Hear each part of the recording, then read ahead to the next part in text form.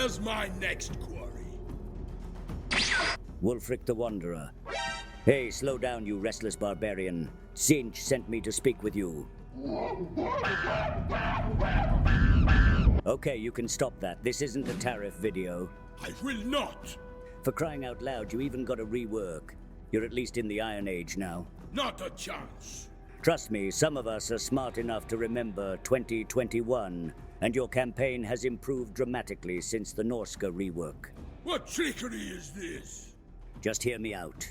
One of your biggest flaws before the rework came from public order penalties, but now you can gain 5 faction-wide public order just from your quest battle, 5 more from your new tech tree, and another 2 from your starting settlement. Your public order really went from broke to broken overnight. I also remember despising your campaign back in Warhammer 2 because I couldn't build walls to defend my settlements. It's nice to know they changed that in... Okay, what the hell is an unwalled settlement battle? Absolutely not. This is unacceptable. How do you expect a bunch of shitty marauders to defend an unwalled settlement from late-game armies? Seriously, at Tier 3, this abysmal garrison is still weaker than your starting army. This is folly. I want to argue with you, but I completely agree. Fixed garrisons are still one of my biggest complaints with the newer Total War games. Only a handful of races have a chance with their default garrisons. I guess Norska maintains the sportsball philosophy of having a great offense to make up for their terrible defense. No wonder y'all are raiding all the time.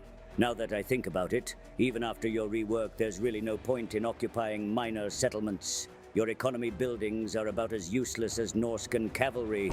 They even nerfed the loot piles. Bruh. I guess that leaves raising minor settlements and dedicating them to a chaos god.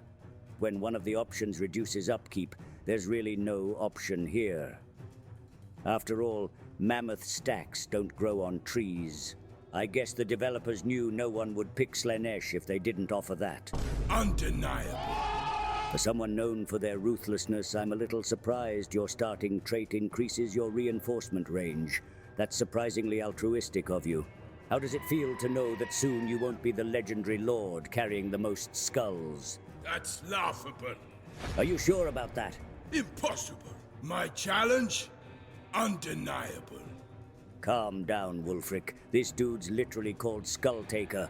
It's hard to compete with that. You should just acknowledge that your time in the skull-taking spotlight is over. I will not. And as far as your lore goes... Wow, there's actually a lot here. Oh, I get it now. We've been hunting people in your lore throughout this video. The Eternal Challenger. I will say, it's a real shame that your legendary ship Seafang only functions as a mediocre combat spell. Your faction or your army should at least get some extra campaign movement from this thing, considering the ship literally allows you to teleport in the lore. Fool! Seafang's ready. Okay then. I guess I'll leave too now.